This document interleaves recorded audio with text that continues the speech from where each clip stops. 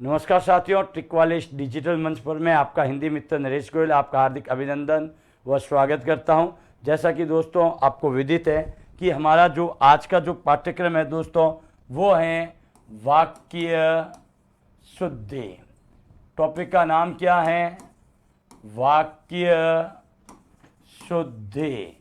देखिए दोस्तों, वाक्य शुद्धि करने से पहले हमें ये बोध करना पड़ेगा कि आखिर वाक्य है क्या, वाक्य के प्रकार कौन से हैं, फिर अपन चलेंगे वाक्य शुद्धि की ओर। तो दोस्तों इसकी जो संक्षिप्त, क्योंकि आपका जो 4th ग्रेड के अंदर जो पॉइंट बनेगा वो केवल इतना ही बनता है वाक्य शुद्धि का, इसलिए हम इसके जो संक्षिप्त बिंदु हैं उसके ऊपर बात करते हैं। तो देखिए दोस्तों, पॉइंट है आपका वाक्य। पहली बात तो कि वाक्य है क्या, यानी कि वाक्य किसे कहते हैं। तो ध्यान रखिए दोस्तों, इसका पॉइंट है आपके कि शब्दों के सार्थक समूह, शब्दों के सार्थक समूह को वाक्य कहते हैं। क्या कहते हैं दोस्तों?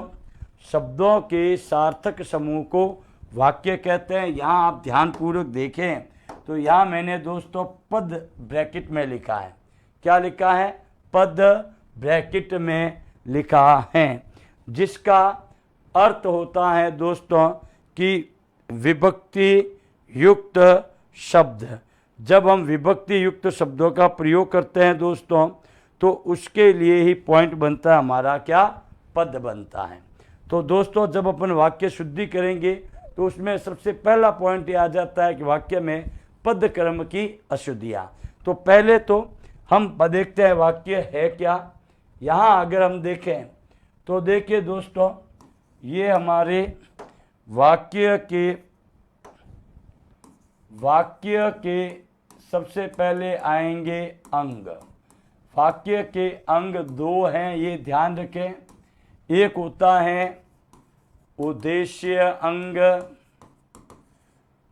क्या होता है? उद्देश्य अंग। एक होता है दोस्तों विधेय अंग। देखिए, उद्देश्य अंग किसे कहते हैं, विधेय अंग किसे कहते हैं। जब हम बात करते हैं उद्देश्य अंग की तो ध्यान रखें कि वाक्य जिसके लिए प्रयुक्त हुआ है, वाक्य जिसके लिए प्रयुक्त हुआ है उसे उद्देश्य अंग कहते हैं। अर्थात वाक्य में प्रयुक्त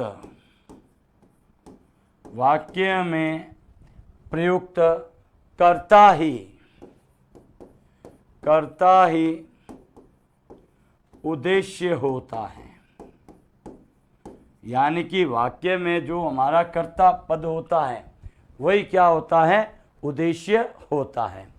जैसे देखो दोस्तों, मैंने कहा कि किशोर ने क्रिकेट में शतक लगाया। क्या लगाया? शतक लगाया। यहाँ अगर हम ध्यान से देखें तो दोस्तों अपने यहाँ शतक लगाने यानी कि लगाया क्रिया है। क्रिया को करने वाला क्या होता है? कर्ता होता है। हमेशा ध्यान रखो, यहाँ कर्ता कौन है? किशोर। तो ये किशोर ही क्या होगा? हमारा उद्देश्य अंग। क्योंकि कई बार विद्यार्थी इसमें गलती कर देते हैं, वो ये सोचते हैं कि सर किशोर का जो उद्देश्य है वो है शतक लगाना। तो दोस्तों मैं आपकी जानकारी के लिए बता देता हूँ कि वाक्य जिसके लिए प्रयुक्त हुआ है वही क्या होता है? उद्देश्य अंग होता है। और यहाँ वाक्य में उद्देश्य अंग बोले तो किसके लिए प्रयुक्त हुआ है? कर्ता के लिए। तो वाक्य में प्रयुक्त कर्ता ही क्या कहलाएगा? उद्देश्य अंग कहलाएगा। तो ये किशोर आपका क्या कहलाएगा? उद्देश्य अंग। अब देखो दोस्तों, दूसरा पॉइंट आता है विधेय। विधेय अंग की बात करें तो ध्यान रखें कि वाक्य में ये लीजिए, थोड़ा कलर अपन चेंज कर देते हैं। वाक्य में प्रयुक्त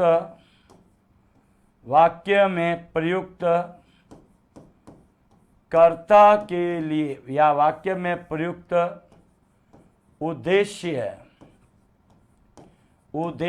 के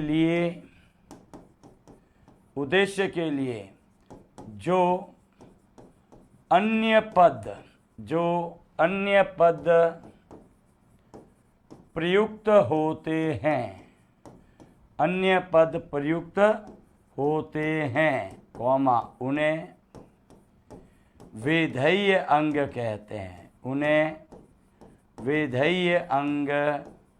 कहते हैं।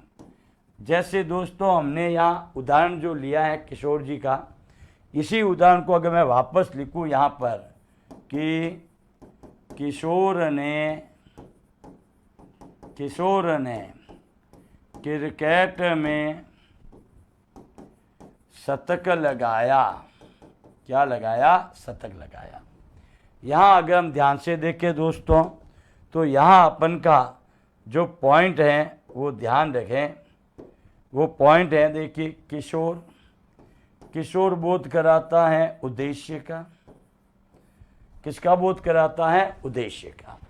अब अगर ध्यान से देखें, क्रिकेट में शतक लगाया, तो ये क्रिकेट में शतक लगाया, ये पूरा का पूरा क्या कहलाएगा? विधेय अंग।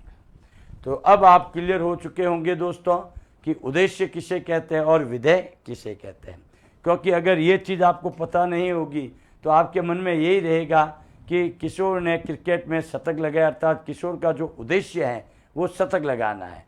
नो दोस्तों, वाक्य में प्रयुक्त कर्ता ही क्या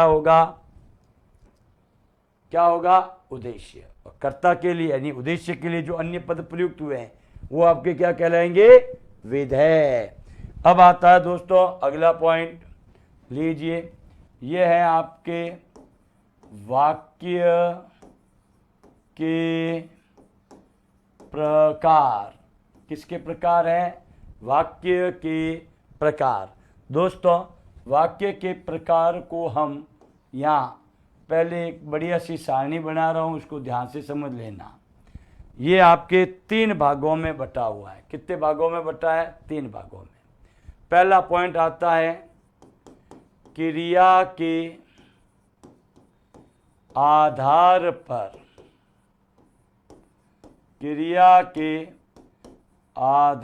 पर वाक्य।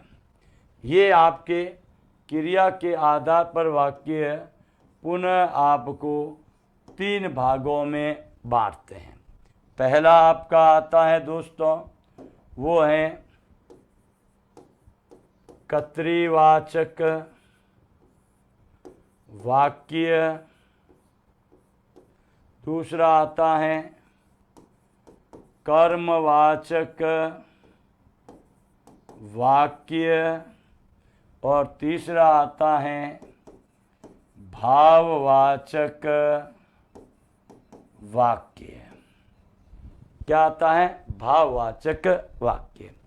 इसके बाद जो दूसरा बिंदु आता है हमारे सामने, वो है दोस्तों अर्थ के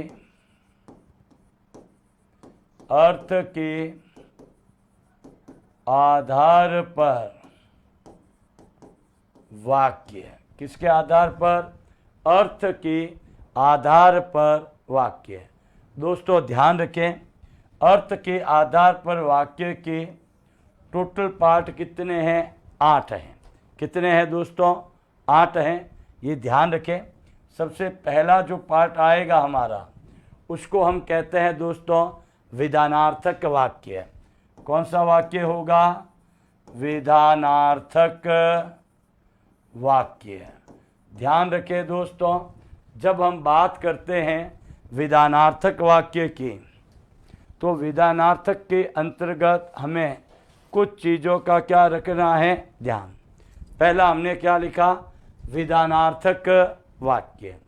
विधानार्थक के बाद नंबर 2 में अगर लूँ दोस्तों तो वो है आपका आज्ञार्थक वाक्य।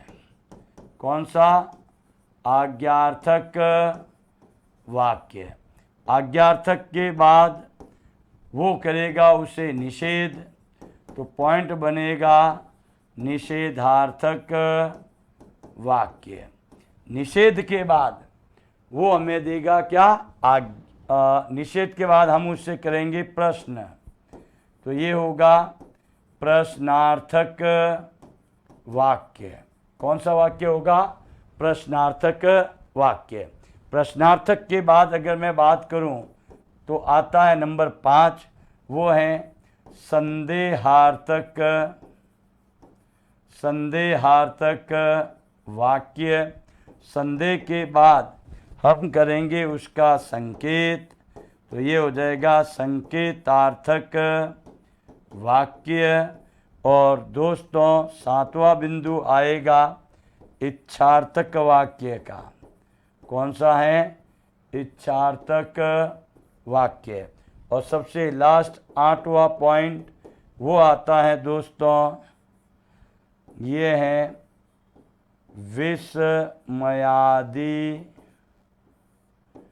विस्मयादि बोधक वाक्य। कौन सा वाक्य है, विस्मयादि बोधक वाक्य। देखिए, विधानार्थक वाक्य, आज्ञार्थक, निषेधार्थक, प्रश्नार्थक, संदेहार्थक, संकेतार्थक, इच्छार्थक और विस्मयादि बोधक वाक्य। ध्यान रखिए दोस्तों, कहीं जगह इसको इस रूप में भी दे देते हैं, जैसे विधानात्मक वाक्य, प्रश्नार्थक, आज्ञात्मक, तो तमक लगाएं चाहे अर्थक लगाऊं कोई चेंज नहीं है, आगे वाला आपका वही रहेगा। अब आता है दोस्तों तीसरा बिंदु। तीसरा बिंदु आता है आपका, ये लीजिए, तीसरा आता है आपका रचना के आधार पर वाक्य। किसके आधार पर, रचना के आधार पर वाक्य। दोस्तों इसको भी 3 भागों में बांटा है, 1, 2 और 3। जब हम बात करते हैं रचना के आधार पर वाक्य, तो इसमें सबसे पहला आता है सरल ऑब्लिक साधारण वाक्य।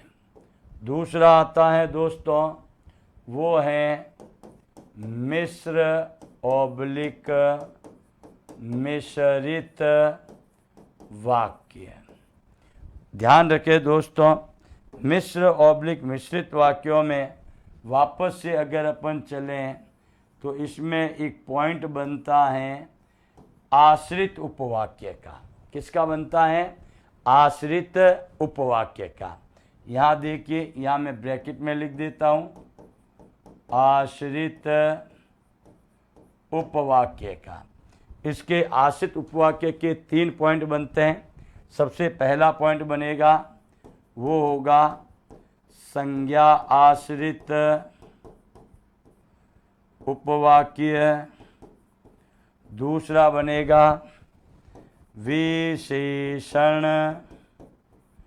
आश्रित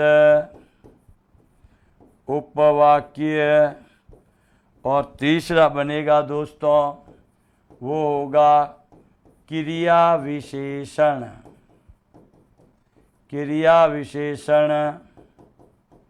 आश्रित उपवाक्य। क्या बनेगा, क्रिया विशेषण आश्रित उपवाक्य। ध्यान रखिए दोस्तों, यहाँ थोड़ी जगह की कमी हो गई थी, इसलिए मैंने इसको थोड़ा सा मैं यहाँ डाल देता हूँ ताकि मैं तीसरा पॉइंट लिख सकूँ। तीसरा जो पॉइंट है दोस्तों, वो है हमारा, ये तीसरा पॉइंट है जिसको हम कहते हैं संयुक्त वाक्य। ये दोस्तों आपका वाक्य का जो चार्ट है वो पूरा आपके सामने आ जाएगा, पूरा का पूरा। ये देखिए,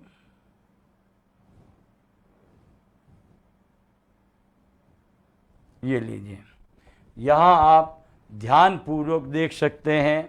बिल्कुल मैं साइड में खड़ा हूँ दोस्तों, आप ध्यान पूर्वक इसमें देख सकते हैं कि इसमें किस चीज़ का पॉइंट है।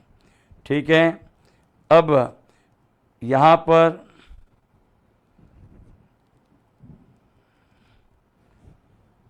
वाक्य के प्रकार का चार्ट दोस्तों हमारे सामने है। ध्यान पूर्वक इसे देखें और इसको समझें, क्योंकि दोस्तों ये तो अपन ने कर लिया है क्रिया, अर्थ तथा रचना के आधार पर इसका पूरा पार्ट। अब अगर अपन इसको थोड़ा सा और अगर आगे बढ़ाएं तो दोस्तों मैं एक एक पॉइंट को आपके सम्मुख रख रहा हूँ। देखिए, सबसे पहला जो पॉइंट है वो है हमारा, देखिए, क्रिया के आधार पर, क्रिया के आधार पर वाक्य। इसके दोस्तों पार्ट है 3, 1, 2 और 3। इसको अपन सीधा ट्रिक से ही समझ रहे हैं। देखिए, सबसे पहला आता है कर्तृवाचक, कर्तृवाचक वाक्य। तो कर्तृवाचक वाक्य का मतलब है दोस्तों कि इसमें कर्तृवाचक वाक्य में सीधा ध्यान रखना, क्रिया क्या होगी, क्रिया होगी कर्ता प्रधान। ये हमेशा ध्यान रखना। कर्तृवाचक में क्रिया क्या होगी, कर्तृ प्रधान यानी कि कर्ता प्रधान होगी। लेकिन इसमें ध्यान रखना कि अकर्मक और सकर्मक दोनों क्रियाओं का प्रयोग होता है। दोनों क्रियाओं का ध्यान रखना। अपन को केवल इतना देखना है कि वाक्य में प्रयुक्त क्रिया कर्ता के अनुसार है तो वो क्या होगी, कर्तृवाचक।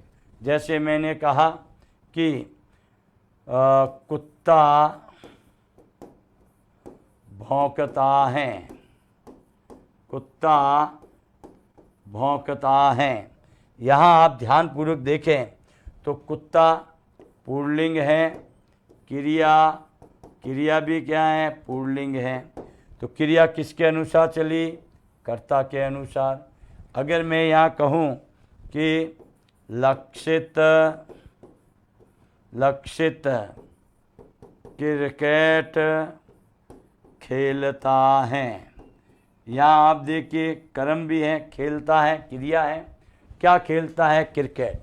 लेकिन दोस्तों यहाँ आप ध्यान से देखिए, खेलता है क्रिकेट, खेलने वाला कौन, लक्षित। तो क्रिया किसके अनुसार चली, लक्षित के अनुसार। अब आता है पॉइंट नंबर 2। पॉइंट नंबर 2 है दोस्तों, वो है कर्मवाचक वाक्य। कौन से वाक्य हैं ये, कर्मवाचक वाक्य। अब कर्मवाचक वाक्य की जब हम बात करते हैं दोस्तों तो इसमें पॉइंट बनता है कि जो क्रिया होगी, क्रिया क्या होगी, कर्म प्रधान होगी। क्या होगी, क्रिया कर्म प्रधान। यानी कि वाक्य में इसमें केवल और केवल आपके सकर्मक क्रिया का ही क्या होगा दोस्तों, प्रयोग होगा। जैसे मैं कहूँ, देखिए आप, हमने कहा कि राम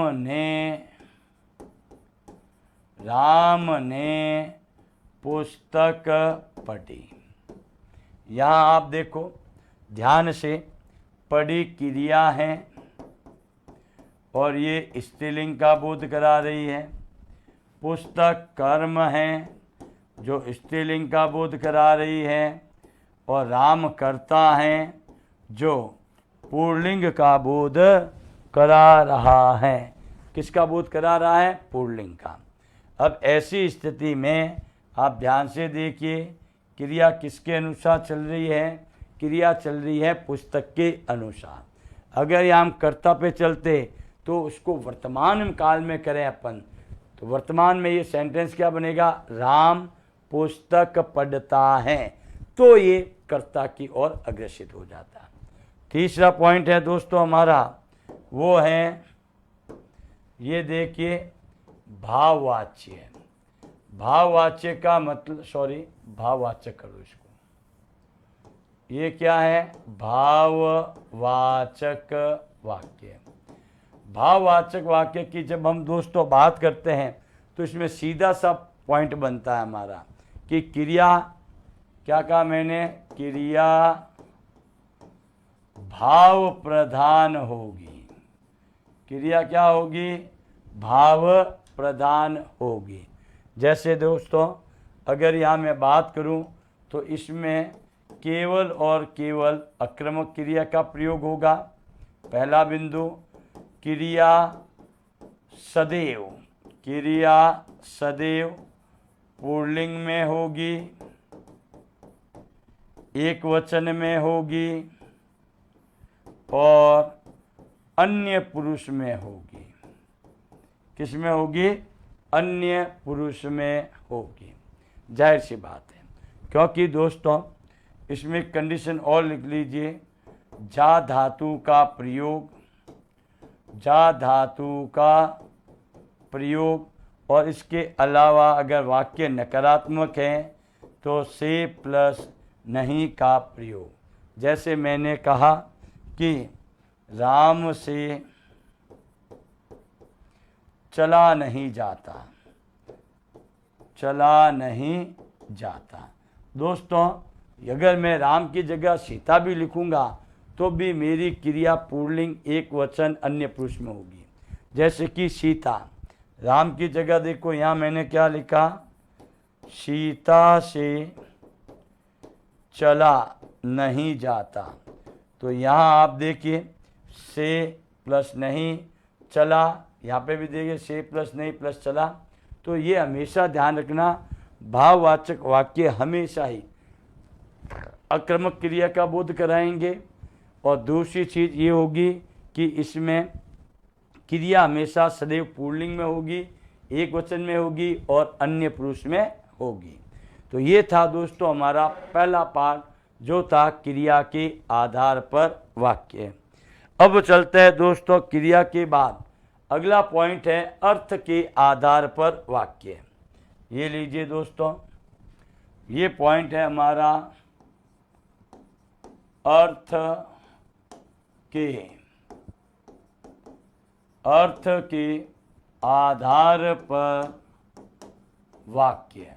दोस्तों जब हम अर्थ के आधार पर वाक्य की तरफ अग्रसित होते हैं तो इसमें सबसे पहला जो पॉइंट है हमारा वो है दोस्तों विधानार्थक वाक्य। कौन सा है? विधानार्थक वाक्य। देखो दोस्तों विधानार्थक वाक्य की जब हम बात करते हैं, मैंने पहले भी कहा था चाहे विधानार्थक हो चाहे विधानात्मक हो, दोनों एक ही है। विधानार्थक का मतलब है कि वाक्य में किसी कार्य का होना पाया जाता है। क्या कहा हमने? कि वाक्य में किसी कार्य का क्या पाया जाता है? होना पाया जाता है। ठीक है, वाक्य में किसी कार्य का होना पाया जाता है, उसे हम क्या कहते हैं? विधानार्थक वाक्य। अपन इसको ये भी कह सकते हैं कि जिस वाक्य में, अगर इसका दूसरा पॉइंट लिखूं मैं तो देखो, जिस वाक्य में किसी काम का होने का बोध हो, दोनों पॉइंट सेम है, ध्यान रखें। बोध, जिस वाक्य में किसी काम का होने का बोध होता है, काम के लिखो, जिस वाक्य में किसी काम के होने का बोध होता है,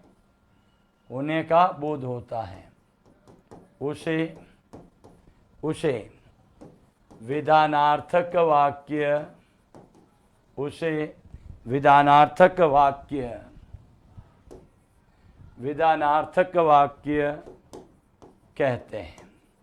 दोनों डेफिनेशन दोस्तों सेम है, कोई ज़्यादा चेंज नहीं है। वहाँ मैंने लिखा वाक्य में किसी कार्य का होना पाया जाता है।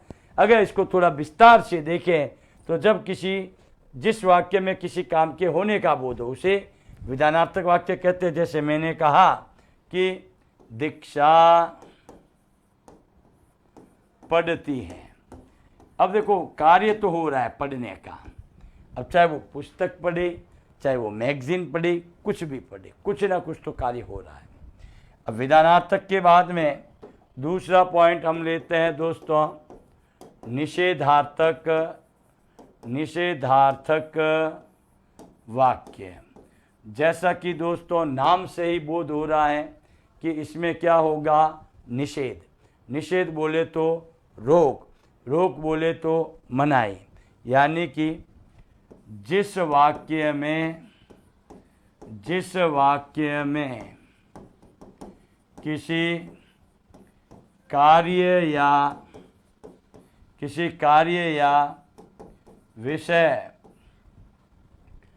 कार्य या विषय पर रोक हो, क्या हो, रोक हो, या उसका अभाव हो,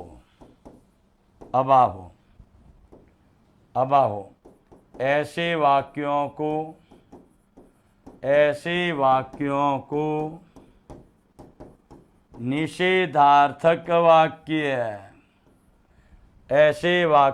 को निषेधार्थक वाक्य कहते हैं। क्या कहते हैं, निषेधार्थक वाक्य कहते हैं। देखिए दोस्तों जाहिर सी बात है कि किसी कार्य या विषय का पर रोक हो यानी मना हो, यानी कि उसका क्या हो, अभाव हो। जैसे कि मैंने कहा कि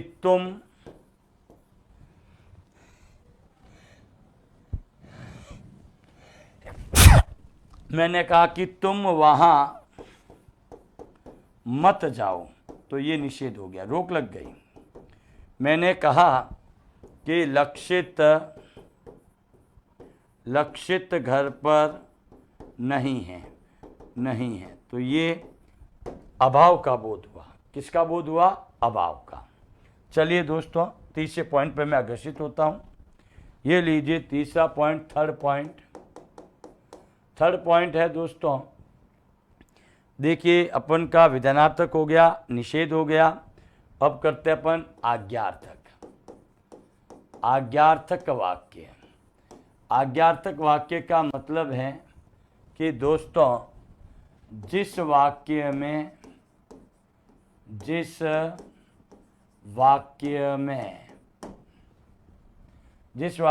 किसी कार्य या विषय के लिए किसी अन्य के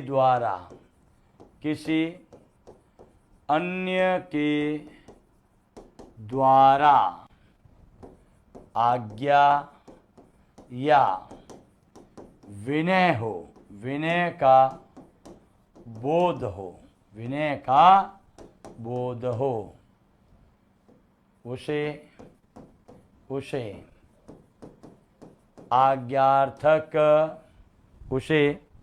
आज्ञार्थक वाक्य कहते हैं।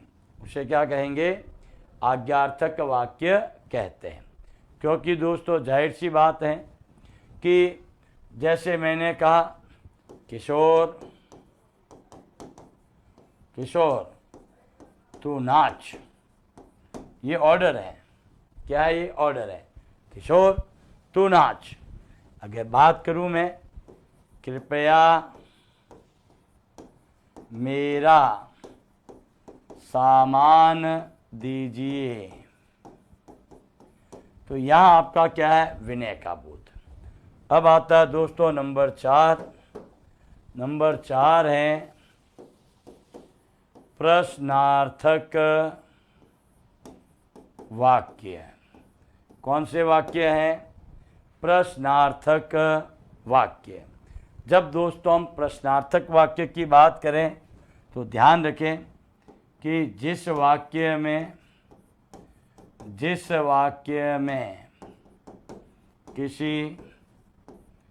किसी कार्य, विषय इत्यादि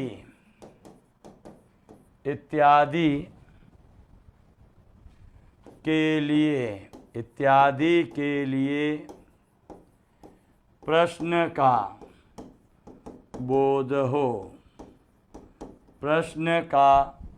हो उसे प्रश्नार्थक वाक्य कहते हैं। ध्यान रखें दोस्तों, जैसा कि मैंने कहा है आपको, किसी कार्य या विषय के लिए किसका बोध होता है? प्रश्नों का बोध होता है। वही आपका क्या कहलाएगा? प्रश्नार्थक वाक्य कहलाएगा। दोस्तों आगे बढ़ता हूँ मैं। इसमें एक चीज़ और है, यह आप ध्यान कर सकते हैं। यस, देखिए यहाँ अगर हम बात करें, देखो जैसे कि क परिवार का ले सकते हैं। जैसे कि मैंने कहा कि आप कहाँ जा रहे हैं, ये बाकायदा प्रश्न का बोध है कि आप कहाँ जा रहे हैं। तो ये होता है दोस्तों चौथा प्रश्नार्थक। आगे बढ़ता हूँ मैं। प्रश्नार्थक के बाद नंबर 5वां लेता हूँ मैं, वो है संदेहार्थक वाक्य। जैसा कि दोस्तों नाम से ही पता चल रहा है, इसमें क्या होगा? संदेह होगा। क्या होगा दोस्तों? संदेह। तो संदेहार्थक वाक्य की जब हम बात करते हैं तो देखिए कि जिस वाक्य में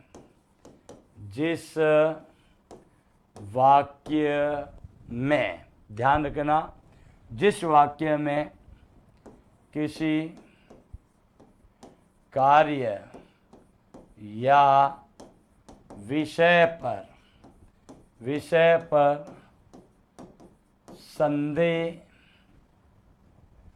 संदेह हो, उस वाक्य को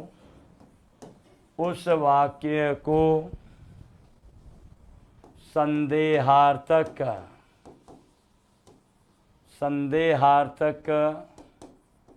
वाक्य कहते हैं। जैसे दोस्तों या चाहे मैं उसका संदेह करूं, चाहे मैं संभावना करूं। जैसे मैंने कहा कि किशोर समोसा लेने गया होगा। क्या कहा मैंने? किशोर समोसा लेने गया होगा। ये संदेह। जैसे मैंने कहा कि उन दोनों में जाने कौन खेलेगा। ये लो, खेलेगा कर देते। ये आपका पूरा का पूरा संदेह। संदेह के बाद छठा पॉइंट लेता हूं दोस्तों, जिसको हम कहते हैं संकेतार्थक वाक्य। जैसा कि दोस्तों नाम से ही पता चल रहा है संकेतार्थक में कि इसमें किसका बोध होगा? संकेत का। किसका बोध होगा? संकेत का बोध होगा दोस्तों, क्योंकि संकेतार्थक में पॉइंट ही हमारा यही बनता है। तो देखिए दोस्तों संकेतार्थक वाक्य में कि जिस वाक्य में ध्यान रखिए दोस्तों, पॉइंट हमने क्या लिखा है? जिस वाक्य में किसी कार्य, जिस वाक्य में क्या कहा हमने? जिस वाक्य में किसी कार्य के लिए शर्त का बोध होता है, शर्त का बोध होता है। ध्यान रखें, ऐसे वाक्यों को, ऐसे वाक्य को संकेतार्थक, ऐसे वाक्य को संकेतार्थक वाक्य कहते हैं। क्या कहते हैं उसे? संकेतार्थक वाक्य कहते हैं। ध्यान रखें दोस्तों, यह सीधा सा फंडा है आपके कि संकेतार्थक का मतलब ही क्या है कि जिस वाक्य में किसी कार्य के लिए, विषय भी आप लगा सकते हो, ऐसी कोई बात नहीं, किसी कार्य या विषय के लिए शर्त का बोध होता है। जाहिर सी बात है, अगर आपके शर्त का बोध हो तो वो हमेशा संकेतार्थक वाक्यों को प्रदर्शित करते हैं। जैसे दोस्तों मैंने लिखा कि यदि किशोर पढ़ता तो अवश्य उत्तीर्ण होता।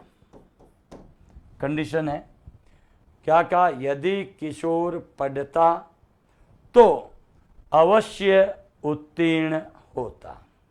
ये कंडीशन आ गई है। यदि मैं लिखूँ एक सेंटेंस और, यदि धूप निकलती, क्या कहा? यदि धूप निकलती तो मैं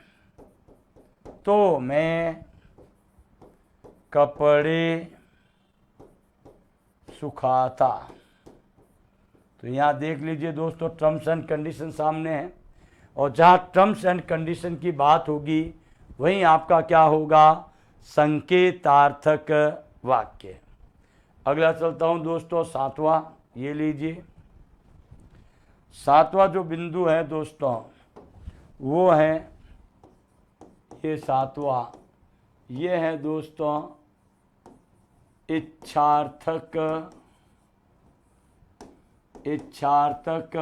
वाक्य। जैसा कि दोस्तों नाम से ही पता चल रहा है कि इसमें किसका बोध होगा? इच्छा का।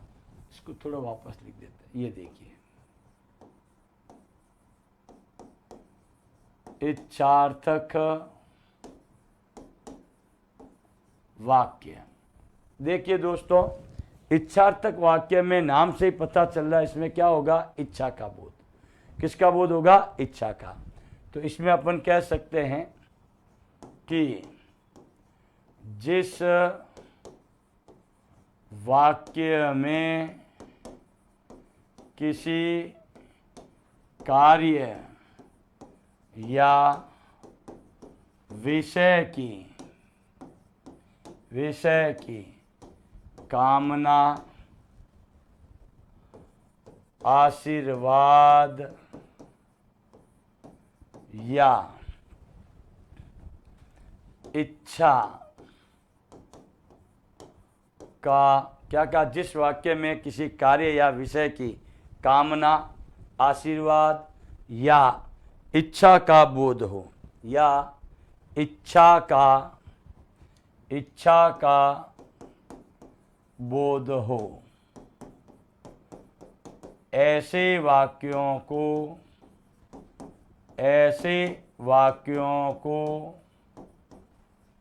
इच्छार्थक वाक्य कहते हैं। क्या कहते हैं? ऐसे वाक्यों को इच्छार्थक वाक्य कहते हैं। जैसे मैंने कहा कि भगवान करे आप सभी का, भगवान करे आप सभी का अंतिम रूप से चयन हो जाए।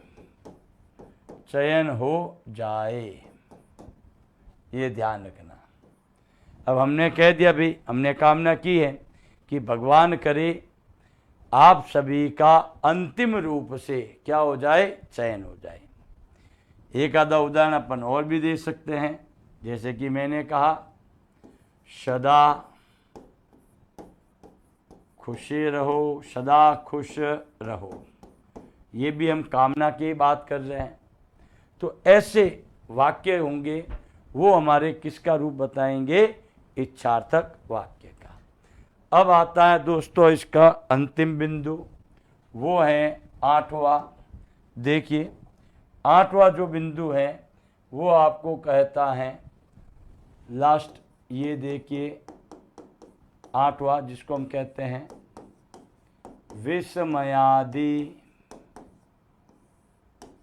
विस्मयादि बोधक वाक्य।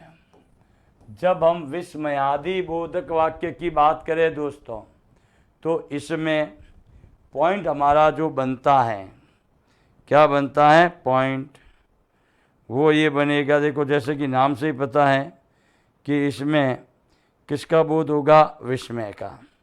किसका बोध होगा दोस्तों, विस्मय का। यानी कि जिस वाक्य में आश्चर्य, शोक, घृणा, भय इत्यादि इसलिए लिखा है दोस्तों कि ढेरों हैं इसमें, लगभग 12 बिंदु है इसके। कितने बिंदु हैं, 12, उनमें से कोई भी हो। तो जिस वाक्य में आश्चर्य, शोक, घृणा, भय इत्यादि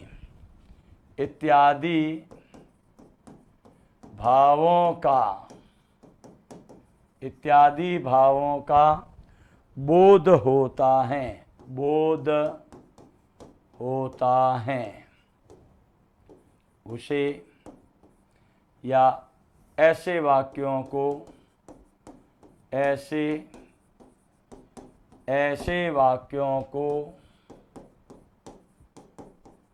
विस्मयादि बोधक वाक्यों को विस्मयादि बोधक वाक्य कहते हैं। ध्यान रखें दोस्तों, चाहे आश्चर्य हो, चाहे शोक हो, चाहे घृणा हो, चाहे भय हो, इत्यादि लगाया है तो ये नाम का ही पता चल रहा है कि इसमें क्या होगा, भावों का बोध होगा। वहाँ आपका वाक्य क्या कहलाएगा, विस्मयादि बोधक वाक्य। जैसे देखो मैंने कहा, अरे, विस्मय बोधक का चिन्ह लगा, अरे किशोर आ गया, किशोर आ गया, आश्चर्य है। क्या है, आश्चर्य है। अरे किशोर आ गया, आश्चर्य हुआ। उसी प्रकार से देखो, जैसे अगर मैं कहूं कि ये ले लीजिए भय का, बाप रे इतना लंबा सांप, ये भय सूचक का बोध कराता है। किसका कराता है, भय का। और जब भय का बोध होता है दोस्तों, तो वहां आपके पॉइंट बनेगा बाप रे। तो ये वाक्य, इस प्रकार के जो वाक्य हैं वो होते हैं दोस्तों विस्मयादि बोधक वाक्य। तो दोस्तों इसी के साथ मैं अपने शब्दों को विराम देता हूं। धन्यवाद।